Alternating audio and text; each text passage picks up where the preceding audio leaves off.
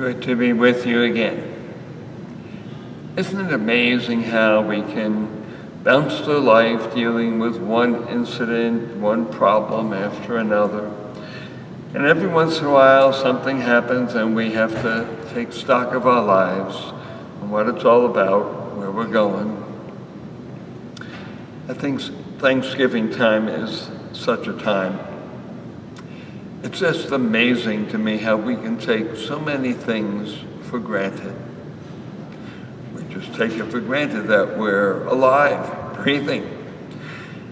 Maybe if we sometimes have a very near fatal accident or something, that will shake us up and realize, thank God I'm still alive.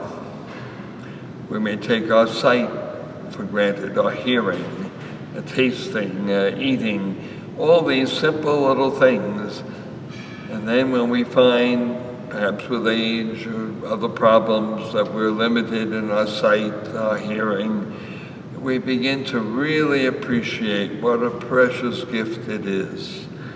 And of course it all comes from our God. He is the source of every good thing we have, of life and health, the ability to walk, to run, to sing, to hear, all of the things that we just take for granted. It's good that in America we do have this opportunity when it seems the whole society pauses for a few moments to give thanks. I would hope that most of them realize they are giving thanks to the God who has given us every good gift. Of course, for us Catholics, Thanksgiving isn't just something we do once a year in November. Every time we gather to celebrate the Mass, we hear the injunction, lift up your hearts. Let us give thanks to the Lord our God.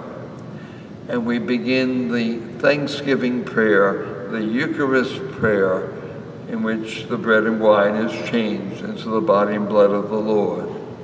And it all happens in the context of thanksgiving. We are thanking the Lord God, our Father, for sending his beloved Son into our world, for that Son to be willing to lay down his life on the cross to deliver all of us from evil, from sin, from death, by his own suffering, death, resurrection.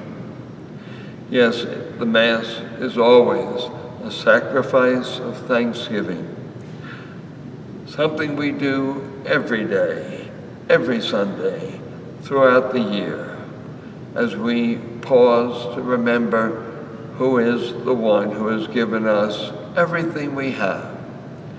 And someday we will all give the accounting to that good and gracious God of how we used his gifts, not just to serve ourselves, but to serve others. No wonder Thanksgiving is a time that we not only think of praising and thanking our God, but of reaching out to others, to our family and friends that we share Thanksgiving with. They are also something sometimes we just take for granted. But here in this feast, we recognize their importance to us, their goodness, all that they share with us in life. And yes, we reach out to those who are in need, who are not as fortunate as us, those who are perhaps homeless, those who are without sufficient food or clothing or whatever. We reach out in loving concern to share with them so they can, too, give thanks to the Lord.